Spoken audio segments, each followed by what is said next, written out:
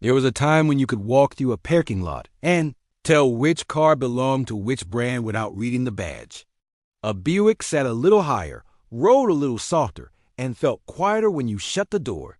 A Pontiac looked lower, wider, and more aggressive, even when it was parked.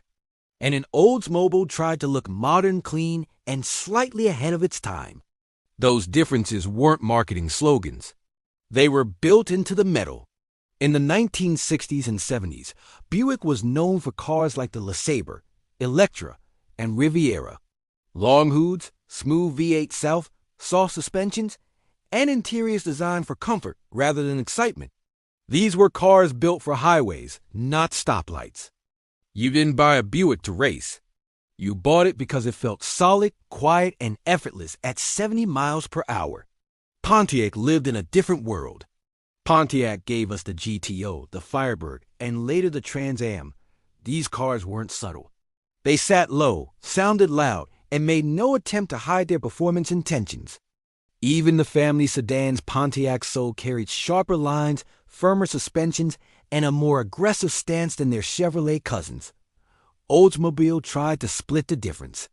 Cars like the Cutlass Supreme and later the Aurora aimed to feel more modern than Buick but more refined than Pontiac.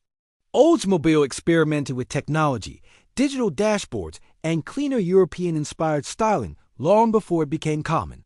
For decades, this balance worked. Until it didn't. By the 1990s, the cracks were showing. A Buick LeSabre, an Oldsmobile 88, and a Pontiac Bonneville could share platforms, engines, and even interiors while still pretending to be different cars. To buyers, the differences became harder to justify. When GM entered the 2000s, it was already carrying too many similar sedans, and then the market shifted. Buyers slowly turned away from large sedans and toward SUVs and crossovers. Buick adapted first. Models like the Buick Rendezvous signaled a change. It wasn't beautiful, but it was practical. It rode higher, offered more space, and quietly introduced Buick buyers to a new kind of vehicle. Pontiac resisted. Pontiac doubled down on cars. The Grand Prix stayed sporty.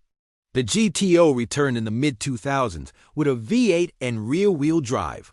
The Solstice arrived as a lightweight roadster focused on driving feel rather than comfort.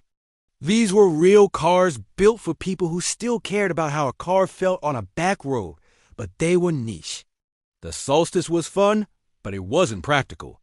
The GTO was powerful, but expensive to build. And none of them fit the fast-growing SUV market. Buick, meanwhile, continued reshaping itself. By the late 2000s, Buick sedans had become quieter and more neutral. The LaCrosse focused on ride comfort and interior quality rather than speed. When Buick SUVs like the Enclave arrived, they leaned heavily into space, smoothness, and a calm driving experience. These vehicles didn't excite, but they sold.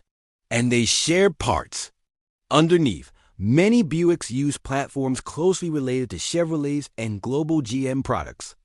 Engines, transmissions, electronics, all shared. That made Buicks cheaper to develop and easier to justify. Pontiac couldn't do that without losing its soul. A Pontiac SUV built on a soft, comfort-focused platform wouldn't feel like a Pontiac. And a truly sporty Pontiac SUV will require unique tuning, stronger drivetrains, and higher costs. In 2009, GM didn't have the money to chase that dream. Then there was Cadillac. Cadillac owned GM's best rear-wheel drive platforms. These were the foundations for cars like the CTS and later the ATS. If Pontiac were to survive as a performance brand, it would need access to those bones. But giving Pontiac a cheaper version of Cadillac hardware would immediately raise uncomfortable questions. Why pay Cadillac prices if Pontiac offers similar performance for less? In a crisis, GM chose to protect Cadillac at all costs. Oldsmobile never stood a chance. By the early 2000s, Oldsmobile's lineup was already shrinking. The Aurora was impressive, but expensive. The Cutlass name no longer carried weight. Sales declined, and the brand's identity blurred into the background. When GM began cutting, Oldsmobile was already fading from showrooms. Buick wasn't thriving, but it was adaptable. It could sell sedans like the LaCrosse. It could sell SUVs like the Enclave. It could share platforms without complaints. And it didn't threaten Chevrolet below or Cadillac above. That's why Buick stayed. Not because it was exciting. Not because it had better cars. But because its cars fit the direction the market was going: quieter, higher, more comfortable, and easier to sell in volume. Pontiac's cars were better remembered. Buick's cars were easier to justify.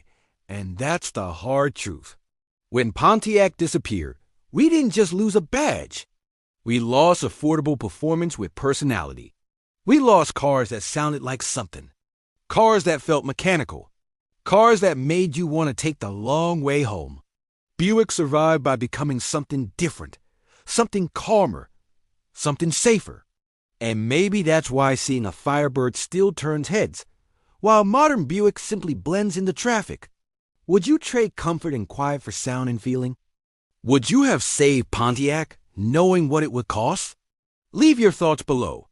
And if you still care about real cars, real engines, and real drive and feel, subscribe, because there are fewer of those stories left every year.